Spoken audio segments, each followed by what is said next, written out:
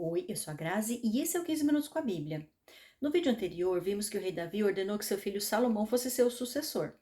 E nos primeiros capítulos de Primeira Reis, acompanharemos o estabelecimento de seu reinado. Salomão é tido como o homem mais sábio da Bíblia depois de Jesus. Ainda teremos a oportunidade de estudar e aprender com os escritos registrados em Provérbios, Eclesiastes, Cântico dos Cânticos e alguns salmos de sua autoria.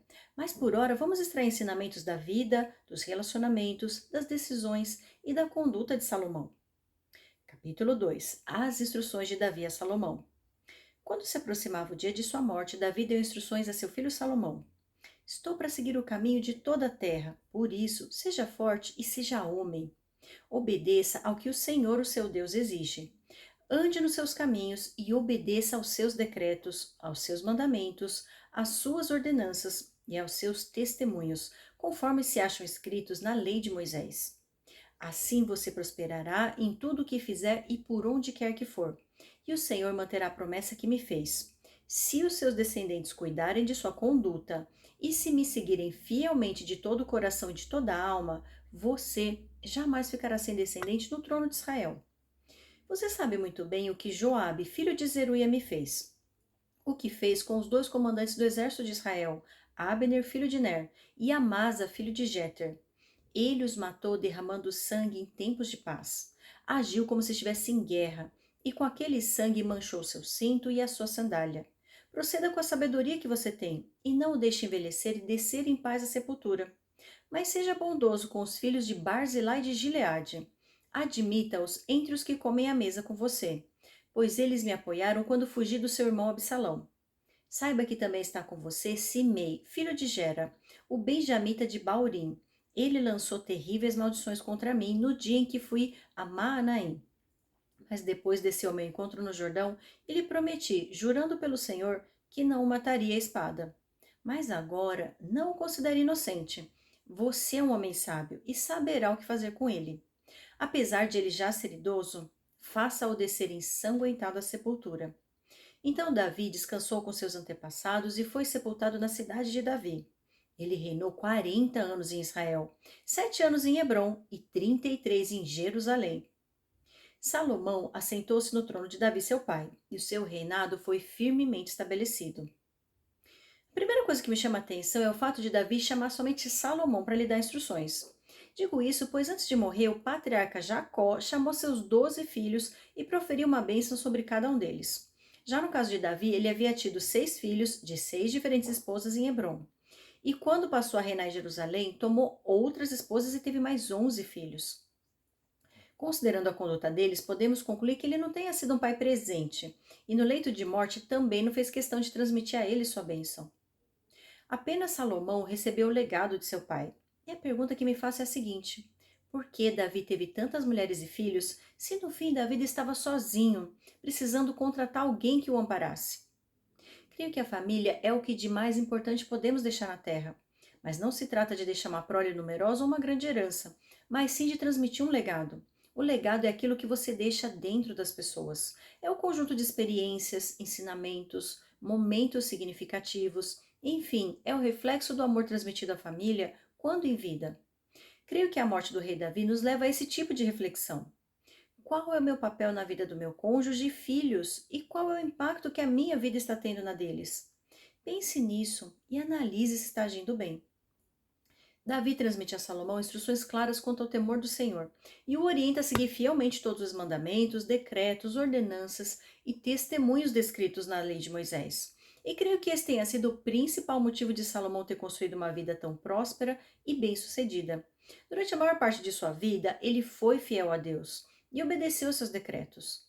Outro ponto importante é o fato de Davi deixar instruído como o novo rei deveria agir em relação a pessoas que fizeram parte da vida de seu pai.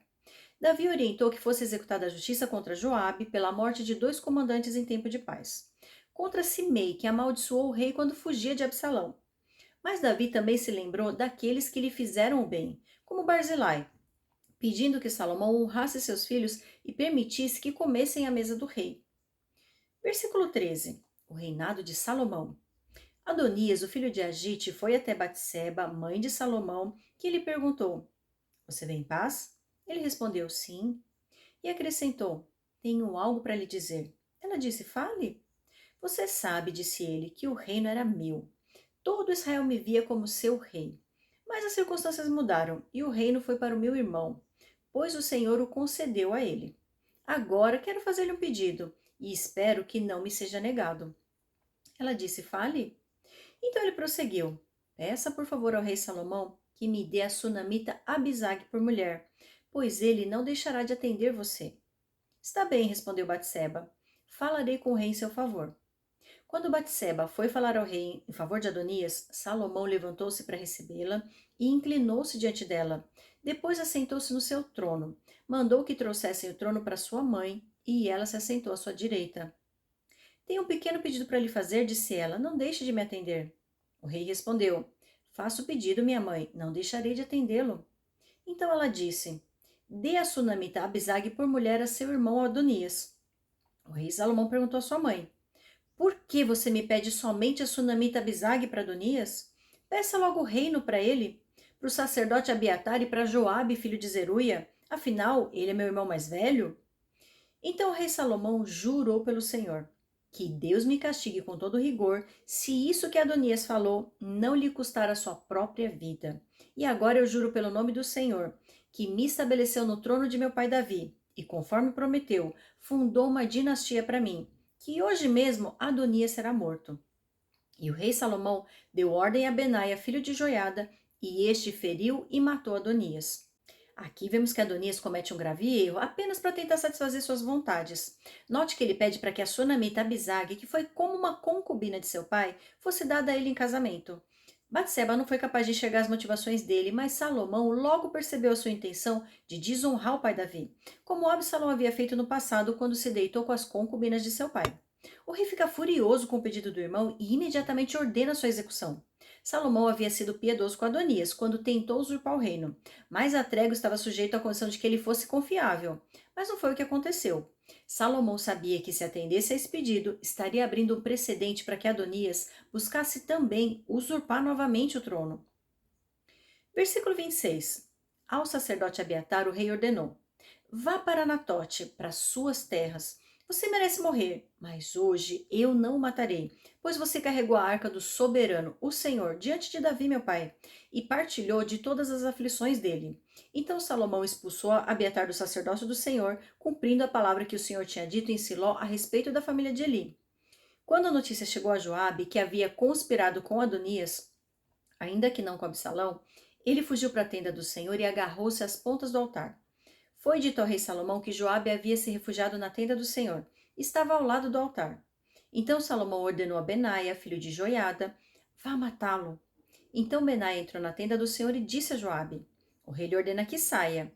Não, respondeu ele, vou morrer aqui. Benaia relatou ao rei a resposta de Joabe. Então o rei ordenou a Benaia: Faça o que ele diz, mate-o e sepulte-o. E assim você retirará de mim e da minha família a culpa do sangue inocente que Joabe derramou. O Senhor fará recair sobre a cabeça dele o sangue que derramou. Ele atacou dois homens mais justos e melhores do que ele, sem o conhecimento de meu pai Davi, e os matou à espada. Os dois homens eram Abner, filho de Ner, comandante do exército de Israel, e Amasa, filho de Jeter, comandante do exército de Judá. Que o sangue deles recaia sobre a cabeça de Joabe e sobre a dos seus descendentes para sempre. Mas que a paz do Senhor esteja para sempre sobre Davi, sobre os seus descendentes, sobre a sua dinastia e sobre o seu trono. Então Benaia, filho de Joiada, atacou Joabe e o matou. E ele foi sepultado em sua casa no campo. No lugar dele, o rei nomeou Benaia, filho de Joiada, para o comando do exército. E o sacerdote Zadok no lugar de Abiatar. Aqui vemos que Salomão executa a justiça sobre dois dos homens que Davi orientou. Abiatar foi expulso do sacerdócio, cumprindo assim a profecia sobre os descendentes de Eli, como vimos em 1 Samuel capítulo 3. E Joabe também recebe sua punição, sendo executado agarrado às pontas do altar. Embora Davi tenha sido excessivamente tolerante e omisso em algumas situações, Salomão não queria deixar pontas soltas para que não fosse traído mais adiante. Versículo 36.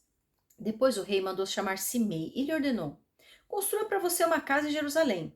Você morará nela e não poderá ir para nenhum outro lugar. Esteja certo de que no dia em que sair e atravessar o vale do Cedron, você será morto. E você será responsável por sua própria morte. Simei respondeu ao rei: A ordem do rei é boa. o teu servo te obedecerá. E Simei permaneceu em Jerusalém por muito tempo. Mas 3 anos depois, 2 escravos de Simei fugiram para a casa de Aques, filho de Maaca, rei de Gate. Alguém contou a Simei: seus escravos estão em Gate. Então Simei selou um jumento e foi até Aques em Gate procurar seus escravos. E de lá Simei trouxe os escravos de volta. Quando Salomão soube que Simei tinha ido a Gate e voltado a Jerusalém, mandou chamá-lo e lhe perguntou: eu não fiz você jurar pelo Senhor e não o adverti? No dia em que você for para qualquer outro lugar, esteja certo de que você morrerá. E você me respondeu: essa ordem é boa, obedecerei. Por que não manteve o juramento ao Senhor e não obedeceu a ordem que lhe dei? E acrescentou: no seu coração você sabe o quanto você prejudicou meu pai Davi. Agora o Senhor faz recair sua maldade sobre a sua cabeça. Mas o rei Salomão será abençoado, e o trono de Davi será estabelecido perante o Senhor para sempre. Então o rei deu ordem a Benaia, filho de Joiada, e este atacou Simei e o matou. Assim o reino ficou bem estabelecido nas mãos de Salomão. E aqui vemos a justiça sendo feita sobre o último que faltava, Simei, aquele que amaldiçoou seu pai Davi quando este estava fugindo humilhado de Absalão. O interessante é que Simei estava obedecendo a ordem do rei de não sair de Jerusalém, até que 2 de seus servos fogem e ele acaba saindo da cidade para buscá-los. E sabe qual é a lição que aprendo aqui? Deus cria ocasião para que a justiça seja feita. Salomão fez um juramento a Simei de que não tocaria nele enquanto fizesse a sua parte no acordo. Mas então Deus permite que os servos fujam para que ele tenha um motivo para deixar a cidade e descumprir sua promessa. E a reflexão que faço é a seguinte: a palavra proferida não volta atrás. Simei proferiu palavras de maldição a Davi injustamente. Ele respondeu dizendo que não rebateria aquelas palavras e que se fosse para ser feita alguma justiça, o Senhor se encarregaria disso. Davi não rebateu e não amaldiçoou de volta. Mas no tempo oportuno, Deus mostrou do lado de quem estava naquela ocasião. Pode até ter demorado um certo tempo para que a justiça fosse proclamada, mas Davi não precisou cometer nenhum mal contra Simei. Foi sua própria boca que o condenou ao fazer o juramento e descumpri-lo. O capítulo termina dizendo que assim o reino ficou bem estabelecido nas mãos de Salomão. E aqui faço uma última reflexão. Algumas pessoas que fizeram parte do passado poderão não fazer parte do nosso futuro. Alguns são aliados por um certo tempo, mas acabam nos traindo, como foi o caso de Joabe. Já outros são perdoados, mas as ofensas não são esquecidas. Salomão já começa seu reinado, uma nova fase, selecionando aqueles que levaria consigo adiante. Acredito que novos ciclos em nossa vida devem levar à análise de quem deve permanecer e quem deve partir.